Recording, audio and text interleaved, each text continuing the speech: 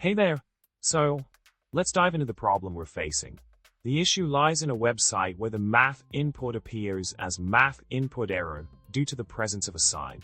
This problem makes it tricky to display the desired output, which should be the price, 0.7. Unfortunately, we can't directly modify the body of the HTML to fix this issue. We do have the liberty to make changes in the head section though, giving us a bit of flexibility to find a solution. Now, onto the solution that can help us tackle this problem head-on.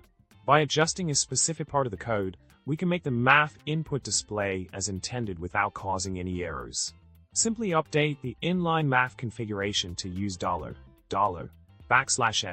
$f instead of the previous $, left parenthesis single quote, right parenthesis single quote. This small but crucial tweak ensures that the website renders the price correctly as the price, 0.7. In a nutshell, we've identified a pesky problem with math input error on a website and swiftly found a solution by adjusting a key component in the code. With this simple modification, we can now proudly display the price as it should be, without any hiccups. I hope this solution helps you out. Remember, subscribe, like, and comment below for more tech tips and tricks. Happy coding!